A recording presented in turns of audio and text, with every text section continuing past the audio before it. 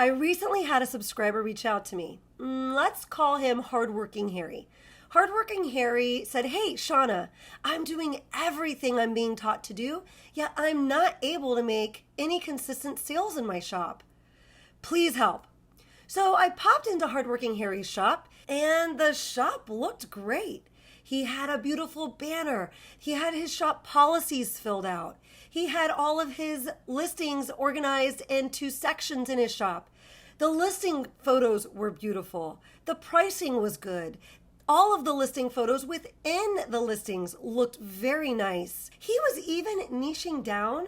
And if you're not familiar, niching down is when you don't stay broad. So for example, you don't fill your shop with shirts that say teacher on them. It'd be very hard to sell those. You have to niche down.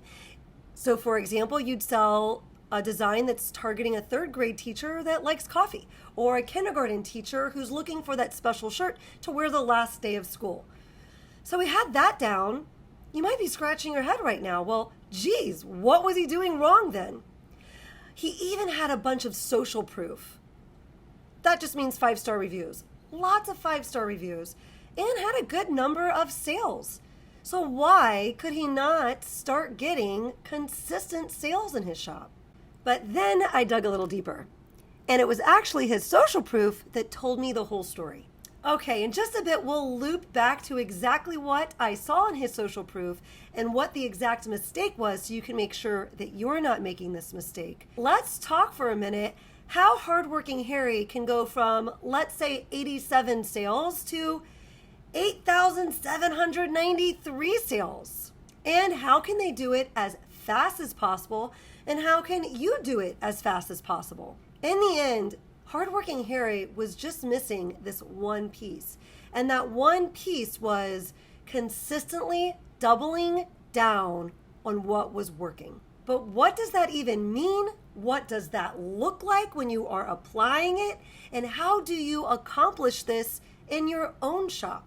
In this video, we are going to treat it like doubling down for dummies. I am going to go step by step exactly what that means and what it looks like so you can absolutely take actionable steps with you at the end of this video and go double down in your own shop. I get asked all the time, "Shauna, what did you mean by double down?" Well, we are going to cover it top to bottom right now. A little later, I'll also share with you exactly how Hardworking Harry was missing the boat on this and how I was able to identify it from his reviews. From that social proof, I was able to identify the mistake that he was making that was keeping him from being able to scale his business into a business that was making consistent sales day after day, week after week, and month after month. Not only will you be able to make sure that you're not making the same mistakes Hardworking Harry was by the end of this video, there is no reason why you can't exponentially increase your sales over the next few months. We're starting now. What is doubling down and what does it look like? First of all, doubling down just means to do more of what is working in your shop. But what does that look like exactly? Well, before I can give you examples of what that looks like, the first step is to identify your winners. What are the things that are getting traction in your shop? How do you know that those things are worthy of being called your winners and worthy of being doubled down on? I'm going to give you 5 ways, tangible ways, that you can identify your winners. 1, those listings that are getting more views than everything else. Take a look at this screenshot I have here. I listed this about 3 weeks ago. It has 40 visits. It doesn't have any sales, but it has 40 visits. Most things that I list 3 weeks later, some of them might get 6 or 7 views, some of them might even get 10 or 13. They don't usually get 40 visits. So for me, when a listing does this, I consider it one of my winners, even though it doesn't have a ton of favorites, even though it doesn't have any sales. Now, don't get hung up on the fact that this happens to be 40 visits for me. In the beginning, before I was making consistent sales, I was still practicing what I'm preaching right now. This is how I grew my Etsy shop, by doing what I'm going over with you right now. In the beginning, after a couple weeks, if something had 7 or 8 views, I was like, woohoo, this is a winner. I'm going to double down on this. It looks a little different for me right now, but we're talking relative to what is going on in your shop. If you don't know where to find the stats I'm showing you right here for this listing, you're going to go to your listings tab in your Etsy shop manager at the top right corner of the screen. Make sure the stats toggle is toggled on, and then you should see these stats pop in under each of your listings. Second way you can identify your winners. What is getting favorited? I'll throw a screenshot up here. It has 7 favorites on it. And I listed this around 3 weeks ago as well. This one also happens to have a bunch of visits. Sometimes I'll have a listing that's getting favorites and not really getting a crazy amount of visits. And that would be an even better example if I'd taken a few minutes to find one of those. Look through your shop. What is getting the most favorites? I remember in the beginning, I would get really mad about the favorites. As a matter of fact, I remember coming home from school and one particular afternoon, and I had gotten like 7 or 8 favorites. I kept getting the notifications at the top. I used to be a 4th grade school teacher, so I'd get home and I'd work on my Etsy shop in the afternoon. And I remember that particular afternoon, just getting so many favorites. I hadn't gotten any sales like in a couple of days, and I wasn't getting any sales that day. And I felt mad. I felt mad that people were favoriting my stuff. I remember looking at my phone and I yelled at them. I don't know if any of you have done that or if I'm just crazy, but I remember being like, geez, why don't you just buy it already? And I was annoyed. So I want to address that. Don't be mad at the favorites. I learned to think of it differently. That is a good interaction that you're having with your listing. Yes, we wish that they were purchasing it, of course. We're always going to want more. But if they are favoriting it, that's doing good things for our listing, but it's also a signal to us. There is something about that people are liking. And we should think about doubling down on those listings. Third way, you're going to identify your winners so you know what to double down on. And then again, we're going to go into examples of what doubling down actually looks like once we have identified our winners. Your first sale. It doesn't have to be your first sale. It could be anything that starts to sell. However, if you just got your first sale, if you're waiting to get that first sale, once you get that first sale, you're going to double down on that. This was a huge opportunity that I missed in the beginning of my shop. If you've been around the channel at all and you know my story, you know that I had a really slow start. And I wish I could go back and redo this moment in my journey because I am certain that I could have kickstarted my shop faster had I gotten my butt in gear and doubled down on the listing that got its first sale. As a matter of fact, my first sale was a really exciting one. A teacher popped in, bought 30 teacher shirts for her school. So that first sale was really 30 shirts. Might have been 28, something like that. And I should have sat down and made a whole bunch more teacher stuff, but I didn't. The fourth way you can identify your winner, maybe you're at a point where you just got your first bestseller. And if you did, congratulations. And if you haven't yet, go back and use the first 3 I just mentioned, the first 3 ways to identify this, and you'll grow yourself into your first bestseller. As a matter of fact, here are the stats from my very first bestseller. It eventually died down for a couple of reasons. That is a whole different video. If you're curious about that, let me know down in the comments that you'd like me to make a video on that topic. Now, I doubled down on this design that got a bestseller badge on it, my very first bestseller badge, way before it ever became a bestseller. That is how I grew the design into a bestseller. As a matter of fact, first I put some designs out and customers reached out to me and said, hey, can you change it and do this with it? So I said, sure. I made that a new listing. They purchased from that. That happened like 2 or 3 times with this particular design. Each new listing doing a bit better than the last. The listings were getting more views. They were getting favorites. So what did I do? I doubled down. I made more. I listed more. I researched more. I started to understand even more what people were looking for in that niche as I kept looking. With each drop of new listings that I did for this niche, I got better and better at identifying the things that these customers were looking for in the designs. And then I wound up with this bestseller. And so I doubled down even more. Getting a bestseller is a great indication that that is a place where you need to be doubling down like crazy. Matter of fact, I currently have 148 listings in my shop. I just went and looked that have made a sale in this little niche. And I have 89 more listings that are sitting in my expired folder in my shop in this niche. I'm throwing up on the screen here just a quick screenshot that I got of 4 of them. These are by no means my best performing ones. I have 148 of these, and some of them doing much better than that original bestseller I showed you.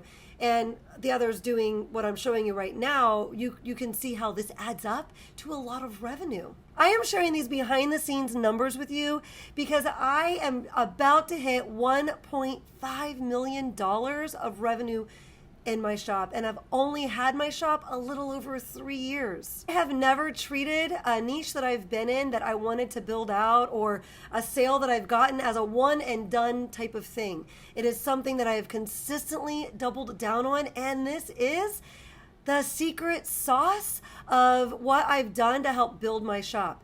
And as the shop continues and I continue to do this strategy, the shop just is snowballing and doing more and more for me. From that $1.5 million, I've made roughly $360,000 profit. The first year being around $30,000, the second year being around $100,000, and last year being around $160,000. So as I'm moving into my 4th year on Etsy, it's likely that I'll make even more than I did last year. And it's because I double down on the things that are working. The 5th way, you can identify your winners so you know where you should be doubling down. Is there anything blowing up your ads budgets? This is actually the one that gave me the idea to do this video. I lost some serious cash last week with one of my listings with my ads. I'm going to put the info from that ad up on the screen for you right now. I tried to get the phrases lean and clean that were attached to this listing in the ads. It just was not cooperating with me, so I did wind up toggling the ad off. You could see here that this, and I had it filtered for I think it was 7 days. I had spent $109 on this listing promoting it. It got 333 clicks, and I had made absolutely 0 sales and $0 revenue. This listing just wouldn't cooperate with me. Usually I can get them turned around, and if I can't, I turn them off. I have a great video for you if you're looking to make profitable ads. I'll leave it linked up above. I'll also leave it linked down in the description for you. It's a must watch if you're trying to get the ads figured out. Even though this listing was blowing up my ads budget, guess what I went and did? I doubled down on it. Because you know what? If people are liking it so much that they clicked into it, and this is just the ads version of this, I don't know how many times they clicked into the organic version of this listing. They clicked into it 333 times. That's a lot of interest on this listing. So there's something here that's worth exploring, and I just need to kind of develop the idea a bit more and get it kind of figured out. What is that, design missing? Or let me try some different things with it, because people are interested in this type of design. I just need to take some more stabs at it. So this is something I'm going to double down on. But what you should know is I had already had my eye on this listing before it had lost me so much within a 1-week period. And so I had already been doubling down on it. So one of my first groupings of doubling down on it, I'm going to show these results right here. You see I'm getting 2 visits, 4 visits, 11 visits, 5 visits. Not a whole lot, but like I said, that ads budget there was really, showing me that there was a lot of interest in this. So I continued working them out.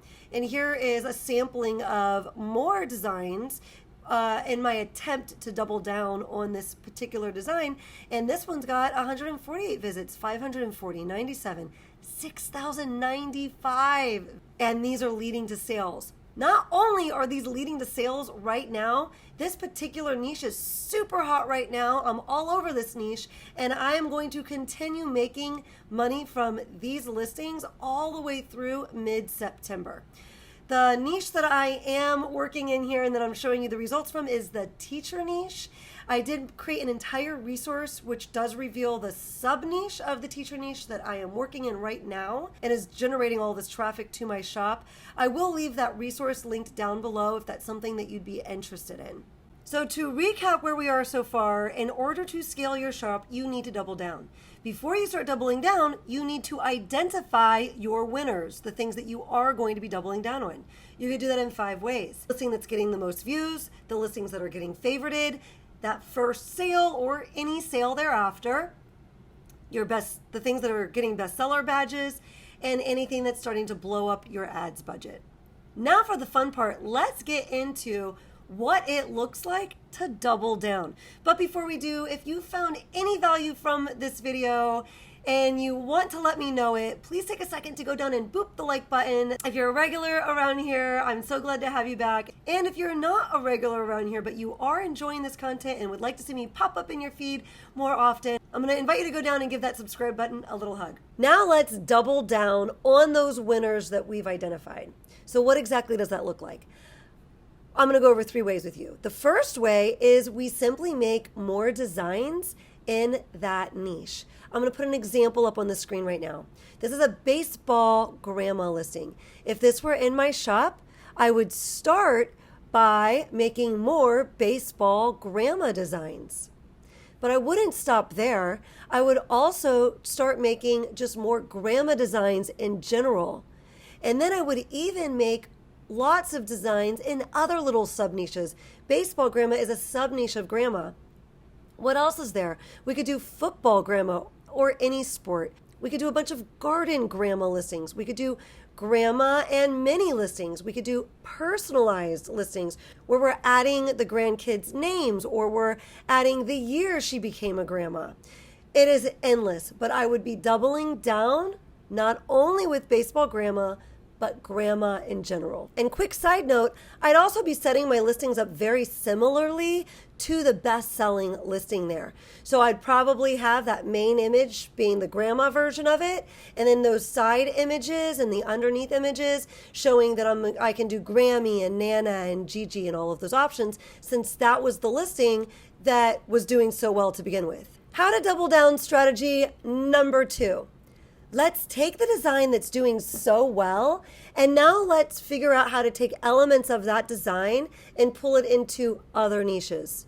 So we'll start with the most obvious here. We could take the grandma baseball design, find a regular baseball that kind of looks in the same style. We want to keep everything kind of the same. It looks kind of distressed. I would keep that as much the same as I could. A regular round baseball, and now do a grandpa version of this. Maybe do a dad version.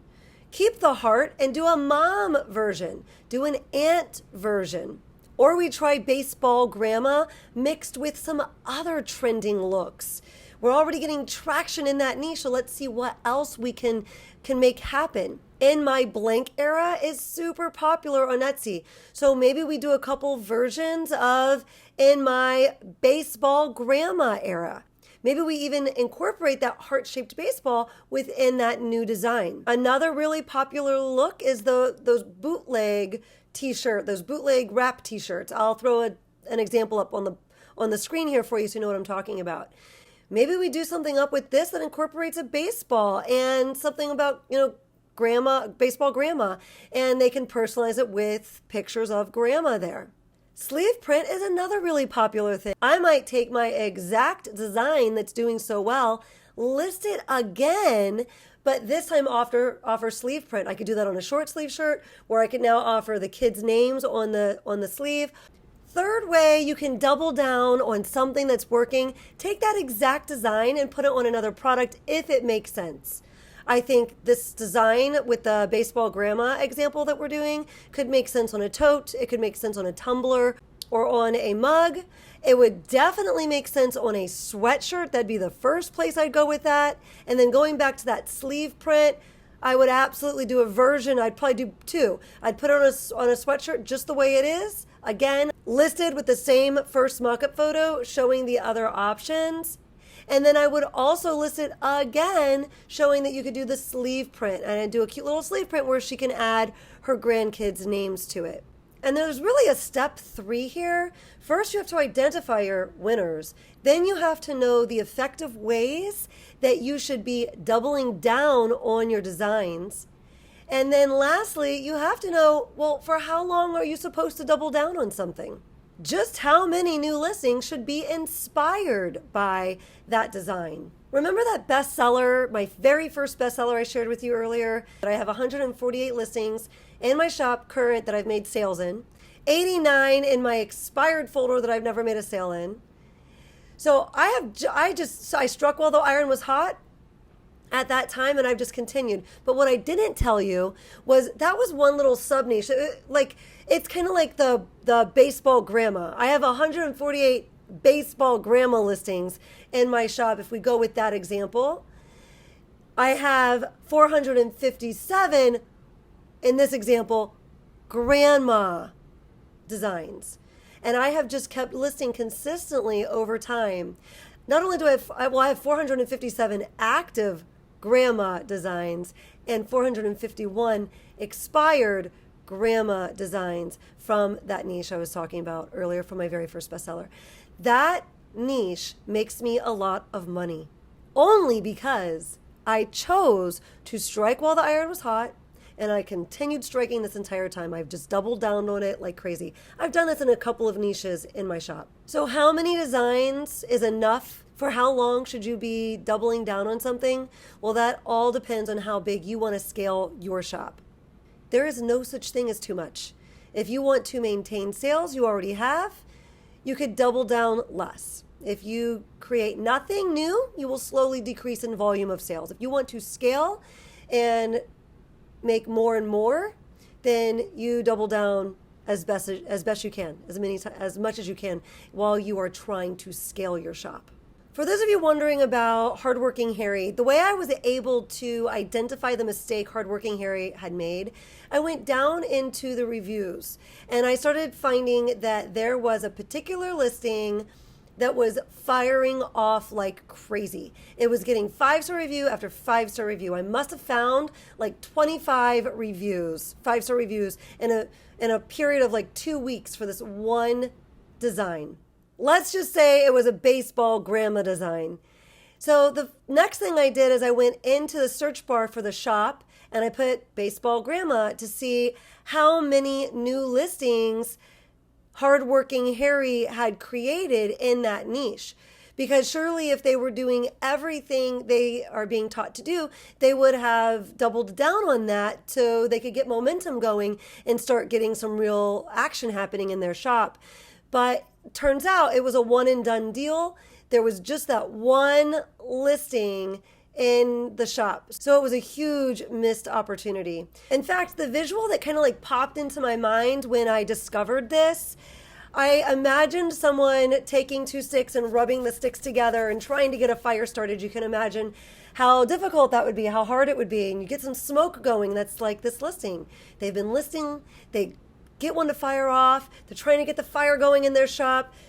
And they just kind of like almost have the fire going and drop the sticks and go decide to rub 2 different sticks together, which would be tantamount to working in a different niche at that point. It is going to be really hard to get that fire raging in your shop if you're constantly dropping the smoking sticks and rubbing 2 new ones together. So we really want to double down on those things that we're getting traction with. Now, a lot of YouTubers preach about having niche specific stores. So a store that only is about that particular niche. And I get it. I understand why. And it's because you are going to naturally double down on that niche, which is going to help you grow it if that's the only one that you are working in. However, I personally like the general store approach, which is where you have a mixed bucket of niches in one store. And you should really let me tell you why I like that so much. Click here next if you want to hear more about that. But of course, not until after that tip from Tucker. Tucker, take it away.